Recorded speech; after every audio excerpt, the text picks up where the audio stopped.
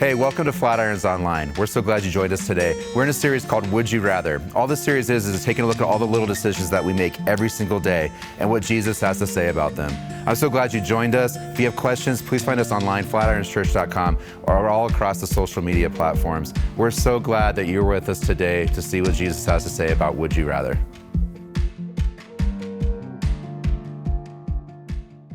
All right, how are we? We good? Yeah? Woo! You guys are clappy today. That's awesome. I like when you're clappy. Oh, okay. Extra clappy. So hey, I'm Ben. I'm the teaching pastor here. Glad you're here. Last night we did something a little different, which is, so I got a buddy, his name's Steven, and he just got married last night. Jim officiated the wedding, and I was just there attending. I really wanted to go. And so earlier in the week on a Thursday, I came in here to a totally empty room and delivered the talk, and we filmed it, and then we showed it last night on video. But it was funny because I'm at this wedding, and there's a lot of people who go to Flatirons at this wedding, and it happened 3 different times. You would see someone, and they would look at Jim, and then they would look at me, and then they would look at their watch. And I had several people just lean over and go, what are we doing about church? And every time I just told them about the video and stuff, but you don't understand how much restraint it took, because all I really wanted to do whenever someone was like, what are you doing about church? I wanted to be like, well, it's Friday. And then be like, no, it's Saturday. And be like, what? And then just flip out and like gather my stuff quickly. I'm like, I gotta get. So anyway, I'm here. This is not a video. This is me, my real flesh and blood, and I'm here with you. So, and I'm glad to be here with you. I want to jump into today immediately because today you're going to hear 2 different stories. One of them is a story that Jesus told, and the other is a story from a couple people that I really care about. They're people who sit in these seats every single week. One of them is up on stage here in Lafayette every single week. And the 2 stories, the story from Jesus and the story you're going to hear from my friends are powerful stories, and so I just want to get right into it. Because today marks kind of the end of a really long journey for us. Today is the final week of our 9-month-long study on Jesus' Sermon on the Mount, which means if you're new this week and you want to kind of catch up on the stuff that we've been talking about, it's really simple. All you have to do is get online and go click messages on our website, and then all you have to do is watch roughly like 24 hours of sermons from 9 months. So you can do that in a day if you don't sleep. So today will make sense on its own though, but we're at the very end of Jesus' Sermon on the Mount, and the way he ends the thing is he's got a warning in there. He's got a reminder, one last reminder, and then he ends with a warning, and inside this warning is a piece of encouragement to us. And those are the 2 things I'm going to talk about today. Let's start with the reminder, his final reminder. I'm going to kind of breeze through it, and it's not because it's unimportant. It's only because over the last few months and the last few weeks, we've given this same reminder over and over again. And so I think for most of us, it's going to sound familiar already. But so Jesus, even though he's given us this reminder several times in his Sermon on the Mount, he gives us one more at the very end, and he reminds us that the with God life is not about a spiritual checklist. It's about a relationship. And we talk about that all the time in here. Right? We say stuff like life is not a spiritual balance beam.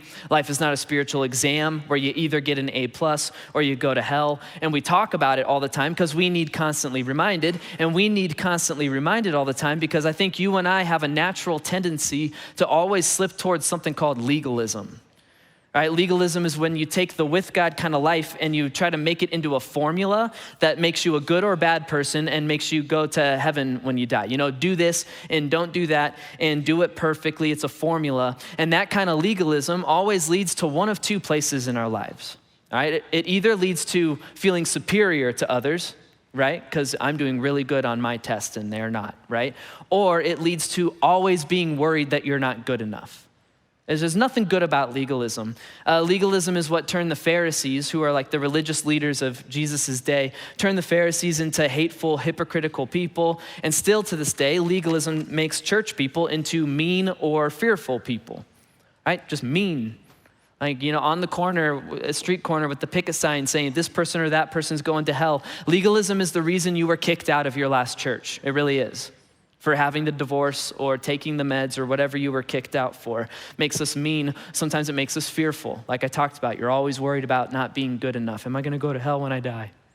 And so near the end of his sermon, Jesus gives us one more time, even if he's being redundant, he gives us one more reminder because it's important. He says the with God life is not about a spiritual checklist, and there's no room for legalism in a relationship with him. The way he says it is this. He says, so not everyone who says to me, Lord, Lord, will enter the kingdom of heaven, but only he who does the will of my Father who's in heaven. And he goes, but don't get doing the will of my Father confused, because there's going to be many people who say to me, Lord, Lord, did we not prophesy in your name and in your name drive out demons and perform many miracles? Didn't we do a lot of great stuff for you? And then I will tell them plainly, I never knew you. And so away from me, you evildoers. It sounds harsh, but what Jesus is saying, he goes, listen, on the day you die, when you walk to the pearly front gates of heaven, or however that's gonna work, if you knock on the front door and you say to Jesus, I deserve to be here because I did a lot of really great stuff. If that's where you're placing all of your chips on being a good enough person, Jesus says if that's you, you just missed the point. Because according to Jesus, it doesn't have to do with how good you are. It has to do with whether or not the two of you know each other. That's what he says in this verse. He goes, I never knew you. He doesn't say you weren't good enough. He says, I never knew you. Apparently, me and Jesus knowing each other is very important. And that's because it's about relationship and not your good deeds. And so he gives us that one more final reminder. He says the with God life is not about a spiritual checklist. It's about a relationship. But because we talk about that all the time in here, I think I can kind of now speed to the end, the very end of Jesus' sermon. And I really like this. He gives a warning and there's an encouragement in it. And it's always been kind of one of my favorite teachings that Jesus gives. I'm excited to share it with you. Because it's right after he gives the reminder that the with God life is not a spiritual checklist. Immediately after he goes, but it is still important that you take my words, his truth and his teaching, and you put it into practice. That's still important. And he says, not because it's gonna earn your way into heaven, but instead because it's going to determine whether or not life before your funeral is going to be abundant or is going to be good. Jesus says that doing the stuff that he says to do will lead to a better life in the here and now. And the way he gives this warning, he kind of wraps it up in a metaphor. He tells a fast story, and this is his story. He says this, he goes, therefore, so in light of everything that I've talked about in this sermon, therefore, everyone who hears these words of mine and puts them into practice is like a wise man who built his house on the rock. So a wise person, according to Jesus, is someone who listens to Jesus's outline for a better life and puts it into practice. It's someone who goes into spiritual training based on what Jesus says to be right and true and best, like we talked about in the muscle memory series. And in this metaphor, Jesus says that a wise man is kind of like a guy who built his house on a rock, meaning when the storm comes, here's what happens. The rain came down and the streams rose and the wind blew and beat against that house, yet it did not fall because it had its foundation on the rock. If we put Jesus' words into practice, no storm will ever destroy us. But on the other hand, Jesus says this, he goes, but everyone who hears these words of mine and does not put them into practice is like a foolish man who built his house on sand. So a foolish person, according to Jesus, is someone who listens to Jesus' outline for a better life and does not put it into practice. This is the equivalent of maybe we would come in here on the weekend and we listen to the talk and we hear what Jesus says and we go, oh, wow, that's really good. I like that. That's wise, Jesus. I'm listening. But then we don't go and change our lives based on what we now know to be true. Jesus says a foolish person does that. He says a foolish person is kind of like someone who built their house on sand, meaning when the storm comes, here's what happens. The rain came down, the streams rose, and the winds blew and beat against that house, and it fell with a great crash. If we do not align our motives and our actions with what Jesus says to be right, true, and best, when the storm of life hits, we will be crushed. We will fall with a great crash. And then that's it. That's the end of Jesus' famous Sermon on the Mount. He's done. I don't know what he did next. You know, he probably prayed and said amen, and then his band came out and played one more song on the Mount. He was like, there's a prayer team up front and buckets at the back and all that stuff. But he's done. All right, now, there's two things that I really like about this wise and foolish builders story that I want to point out, and hopefully it helps drive it home for us. First thing is this. So I grew up in church for the first 17 years of my life before taking a very long purposeful, bitter, angry break from it. But that means that I've heard this story, upwards of 1,000 times in my life, the wise and foolish builder story. And every time I had heard it in my past, I always kind of thought Jesus was talking to stupid people. And here's what I mean. So I'm no carpenter and I'm no architect. I'll never build my own house. God gave me a lot of gifts. Building stuff is not one of them. I'm one of those people that when I do assemble IKEA furniture, it takes 5 times longer than it should, and it never looks right or functions properly. So I don't do that, all right? But I'm also not stupid. Meaning if I wanted to build a house, I know that the sandy beach is not a good place to build a house. If I were gonna build my own house, I wouldn't say, hey, so where's the nearest pool of quicksand? Because that sounds like good real estate. I wanna build my house in a place where the tide rolls in and out of my living room every day. I'm just not stupid, And so when Jesus says not to build our houses on sand, I always thought he was talking to stupid people. I thought he was talking to people who knew they were building their house on sand. Right? Like people who were saying, I know this way of life is going to destroy me and destroy the people I care about. I just don't care. I'm going to keep living it anyway. In other words, I always thought Jesus was talking to people who were destroying their lives on purpose. But as it turns out, that's not the case. And here's why. We got to remember who Jesus is talking to.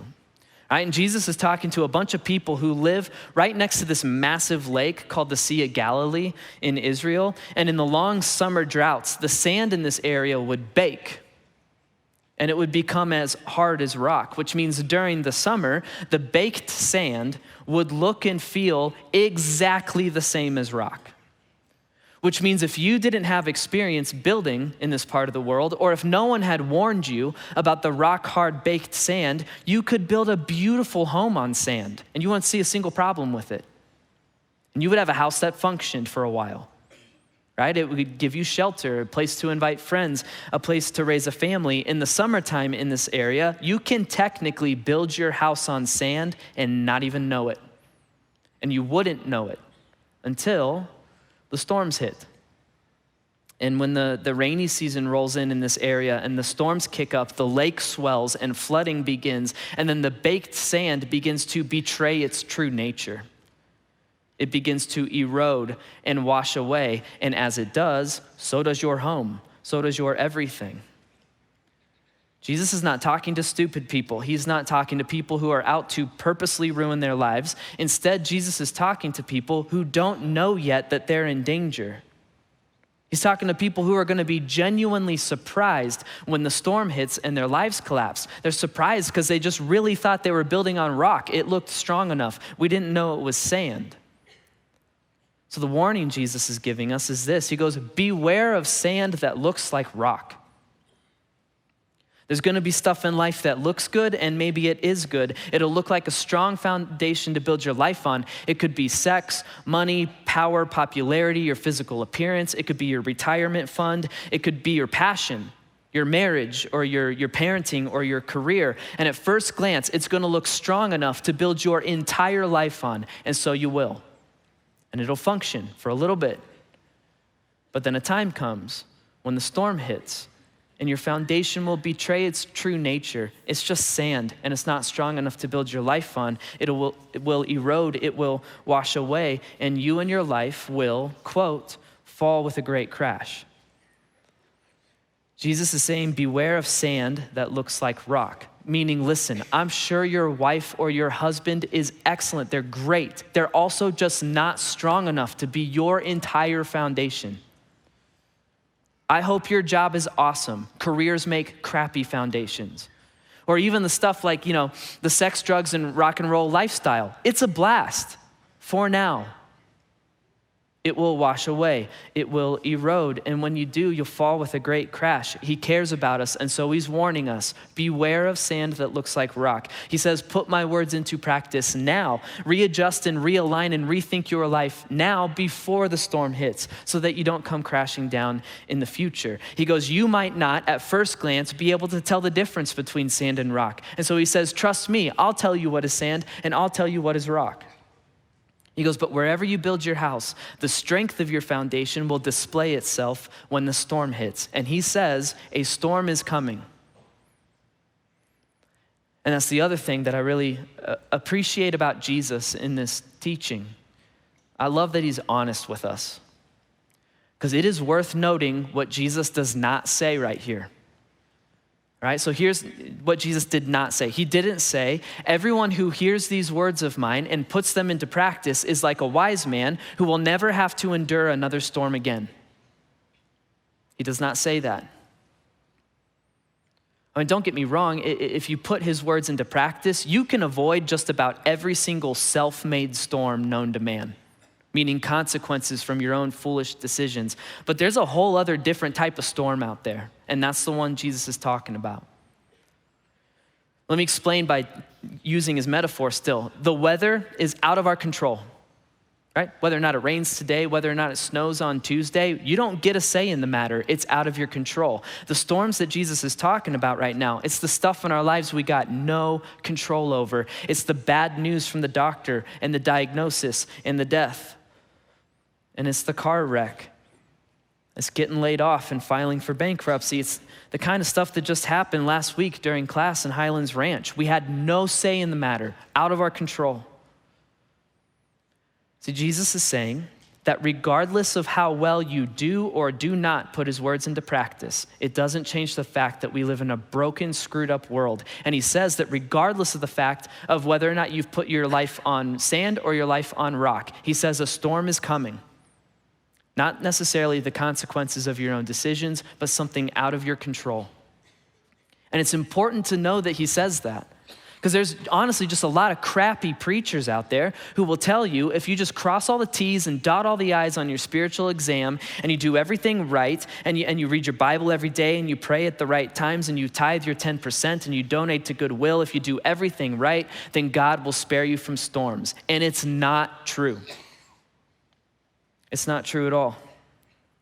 And that kind of false teaching does spiritual damage to people, because it tricks us into believing a lie, into believing the lie that when the storm does hit, meaning the cancer sets in or the depression comes back or the severance runs out, when that happens, it must be because I did something wrong, right? I'm not good enough, and so God is now punishing me. And Jesus says that's not true. Instead, he's just being honest with us. He does not say, if you put my words into practice, I will give you a storm-free life. He says, if you put my words into practice, I will give you a storm-proof life. It's very different. He says, I will guarantee that you will stay standing in the midst of the storm. When the storm hits, it won't crush you, and you won't fall with a great crash. He says, if you build your life around me, you will stay standing. My name is Wilson Costa. I'm a firefighter in the city of Aurora. And I'm Whitney Costa, and I'm one of the worship leaders at Flatirons. We've been married 2.5 years, been together almost 5 years. So it was a Friday morning, and I was driving actually to my chiropractor's office to just pick up some supplements. And so I had stopped to turn right into the parking lot, but I couldn't get in because there was a garbage truck coming out. So I was at a dead stop waiting, and I kind of looked in my rearview mirror and I thought, surely he's gonna slow down.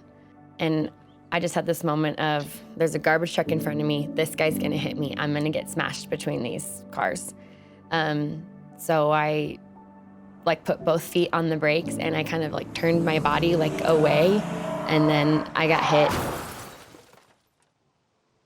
Yeah, it was that first day after our date. The day after our first date, I'm at work, and so I text her, hey, how's it going? And she sends me a picture of her car, and the entire back of the car is completely smashed in. I was pretty stiff the first day, and then the pain started the next day, and it has never stopped. Migraines every single day, just constant vomiting from pain, just overwhelming pain. We've seen every doctor that I can think of. Last summer, right at the beginning of summer, we found out my jaw has actually been dislocated this whole time. And the hope is that that is actually what's causing the migraines. It dislocated on this side as I turned my body in the thing. And so now I'm in a therapy. I wear a splint. It's just this ongoing process of crap. We keep thinking there's like an end in sight, and then there isn't. It just feels like, where's God in that, you know? We wanted to be married for a couple years just to, because, you know, we didn't live together before we got married. We, you know, did it the old-fashioned way. Like, we wanted to like live with each other and get used to each other before we tried to bring another little human being into the world. And so we started trying about a year and a half after we got married. And it just wasn't happening. Because of getting married older, I just wanted to make sure like everything was working.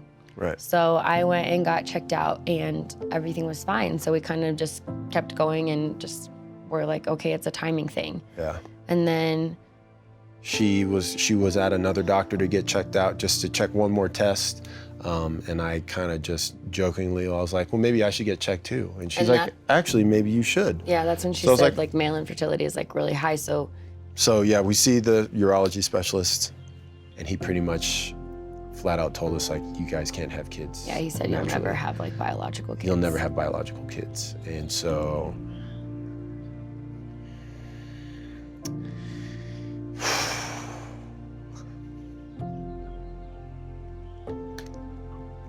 I was angry. I felt guilty. All she's wanted to be is a mom, and she'd be an amazing mom. And for me to be the problem in that gave me an unimaginable amount of shame and guilt. It made me feel worthless. I think like my stuff, I'm always like sad that God has chosen not to like heal me. And this was the first time I was really angry. I'm like, how dare you like attack this man in the way that he struggles already? Like, how dare you? I haven't actually felt that from God in a long time, that he's good. Our circumstances right now feel like you're not a good God. But the other side of that is the relationships that we have around us. I think God's using those to show us his goodness. It's the community that we're surrounded with. We're receiving from friends and family the attributes of God that we're getting them this way instead of this way, because our circumstances feel like they're coming this way. So then we have to believe that he wants good and has good for us, or he wouldn't have those people there. In light of all of that, it feels like the stuff around us is almost like unstoppable, and if we focus on that, it's all like overwhelming, and it can get really dark like really quickly. And my job is to get up on stage and tell people that God is good. So sometimes, in the midst of all that, I'm saying that for them, and sometimes I'm saying it for me. But even when it's hard to say, it doesn't mean it's not true. I haven't ever gotten to the place where I'm thankful for the bad things, but I can definitely look at how God has been faithful even through all of this. Like, we're still standing. So I definitely feel let down in certain areas, but we're still here. I'm still able to sing. Like, I can get up there and do this. So he has to be good if that's true. He has to be on my side.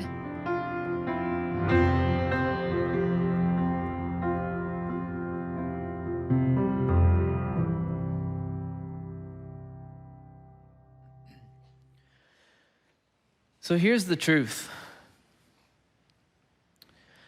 Jesus never promised us a storm-free life. He promised us a storm-proof life. And he promised that if we make him our rock and our foundation, if we make him the thing that we build our lives on, if we do that, we will stay standing through the inevitable storms that life throws our way. And we might not like hearing that at first. And that's okay, and I get it. You might be sitting thinking to yourself, going like, well, yeah, but I want the formula. I thought you were going to give me the formula for how to avoid out of control storms in my life. I get it. It's just Jesus is saying that that is not at all the case. And any preacher who told you it was, he's just not telling you the truth. He's not teaching you reality. Because reality is that a storm is coming. And like Whitney and Wilson talked about in that video, Jesus is saying there's basically two options. There's two deals on the table for when the storm hits. The first deal is life with him, and it means you'll stay standing through the storm. The second deal is life without him, and it's hopelessness in the middle of the storm. I'm asking you the same question that Jesus asked 2,000 years ago. What would you rather have? Would you rather be crushed by the storm or stay standing? Because the option of storm or no storm is a lie. Would you rather be crushed or stay standing? There's this great theme that threads its way through all of the Bible. And it's this theme that points to one of the main characteristics of who Jesus is, and then by default, one of the main characteristics of the people who follow him. And this characteristic, this defining trait of Jesus and a Christian is supposed to be this: we are the ones still standing. We are the ones still standing. Supposed to define who we are because we follow Jesus. It's supposed to be the kind of thing where other people in the world look at us and they go, I don't know much about those people and I'm not sure exactly what they believe, but I do know that they're never down for the count. They just don't have any quit in them. I do know that whatever life throws their way, they're just still standing somehow. We are the ones still standing. There's this great verse written by a guy named Paul, and he talks about this, and the way he says it is this. He goes, we're hard pressed on every side, right? The storm is just closing in and claustrophobic, and we're surrounded, but we're not crushed. We're perplexed, confused, maybe angry at God, doubtful, but we're not in despair.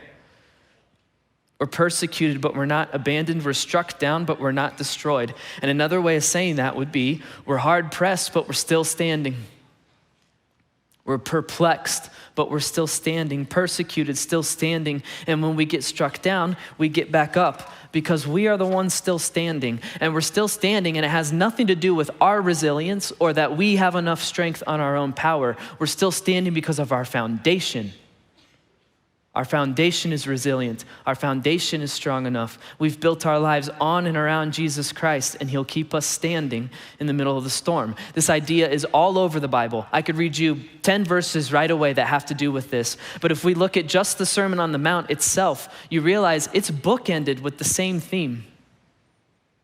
I mean, he ends his Sermon on the Mount by talking about the wise and foolish builders. He ends it by saying, I fight on behalf of the people who are walking through out of control storms. If that's you, I'm with you, I'm on your side. That's how he ends it. And then you remember how he begins it? When we looked at it forever ago, it's that thing called the Beatitudes, where he says, blessed are the poor in spirit. Blessed if you're mourning right now. Blessed are the meek and the taken advantage of and the insecure and feeling inadequate, those who are beaten up by life. He goes, blessed are you. Blessed are the anawim. Blessed are the down and out. He begins it by saying, I fight on behalf of the down and out. If that's you, I'm with you. I'm on your side. All throughout Jesus' Sermon on the Mount, all throughout the Bible, we find this theme that only because Jesus is our foundation and our strong rock, for that reason only, you and I can confidently say, I may be mourning right now, but I'm still standing. And I may have been taken advantage of, but I'm still standing. And an out-of-control storm may have beat my life up, but because of Jesus, I'm still standing. We are the ones still standing. We, me and Jesus, on this rock, still standing.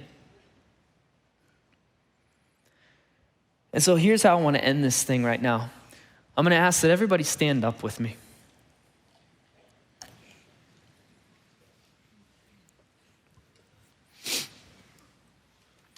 So when we first started our study of the Sermon on the Mount, that was 9 months ago. And a lot of storms can roll in over the course of 9 months. For a lot of us, maybe most of us, life looks very different than it did back in September of last year. We've lost people that we love. Or the cancer has come back. where the depression and anxiety has sunk its claws in deep. We've felt crushed by the weight of our marriage or our parenting. We were laid off and no one is hiring. A lot of storms can roll in 9 months. And so in this moment right now, to end our 9-month-long study of the Sermon on the Mount, I want to end it in the exact same way that Jesus himself ended it. And I want to remind you of what you're still doing right now. You are still standing. And maybe barely. Maybe you don't even know how you are, but you are still standing. And the promise is that if we continue to build our lives on and around Jesus, if we stand on that rock and that firm foundation, if we turn and look at others who are standing on that same rock and we link arms with one another, we will stand tomorrow and the next day and 9 months from now, because we are the ones still standing. So I'm about to pray and then we're gonna sing a song together, and the song is called You Are Good. It's a song written by our worship team, and one of the main writers was Whitney. This is one of those songs she talks about in the video where it's like sometimes she can sing the words, you are good, and it really feels like it. And then other times she's barely able to choke out the words, you are good, because it just doesn't feel like it right now. Storm is too out of control, too loud, too violent, no end in sight. And in those moments, she doesn't sing you are good because she feels like it. She sings you are good because she is reminding herself of God's promise that he really is good, even in the midst of this storm. And I think we can all relate. And so to end what has been 9 months of the study of the Sermon on the Mount, I want to say this. I don't know where you're at.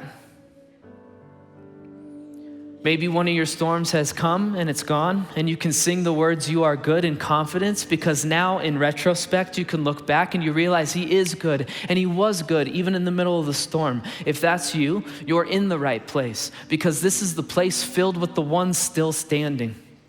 And you are proof that God is on our side. He's for us and not against us. Others of us, we're in the middle of our storm right now, like we're not gonna be able to say those words of this song out loud. We aren't gonna be able to choke it out. Or maybe your life collapsed on sand years ago and you've spent 9 months rebuilding it on rock, and it's been a brutal process. If that's you, you're in the right place. This is the place filled with the ones still standing somehow. This is the place to be reminded that God is for you. He's not against you. Keep clinging to him. Cling to each other. You will stay standing. And then lastly, if you're in here for the very first time, you don't believe in any of this stuff, right? Invited by a friend, you were curious, you popped in. I want you to know, if that's you, first of all, welcome. And if that's you, you are in the right place. And you have to hear, God is for you. He is not against you. And if life falls apart, I hope it doesn't, but if it falls apart, you know where to run to. You can run here. We'll link arms with you. We'll love you and accept you for who you are and what you're walking through. And we will lovingly point you to the only foundation we have ever found strong enough to keep us standing. Only because of Jesus, we are the ones still standing. Pray with me.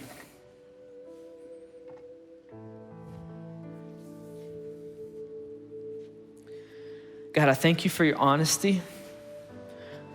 I thank you for the fact that you only ever gave us reality. You didn't give us a fairy tale to believe in, and so you were honest, and you said that we just live in a broken, messed up world with out of control storms that will move in, the kind of stuff that we go, oh, that'll never happen to me, and then it did. Thank you for your honesty, but God, we need confidence in you. We need confidence that you are not lying when you say, I am strong enough to place your entire life on. I am strong enough to keep you standing in the midst of the storm. Yes, even this storm, we just need confidence in you. God, I pray for all of the different storms that are raging in all of the different lives, and all these people and all these campuses are sitting at home and watching online. God, please remind us that you aren't going anywhere and you're strong enough. It doesn't feel like it right now, but please remind us that we will stay standing if we place our lives on you. And then God, I thank you for being the kind of God who doesn't look at us and say, figure it out. I thank you for being the kind of God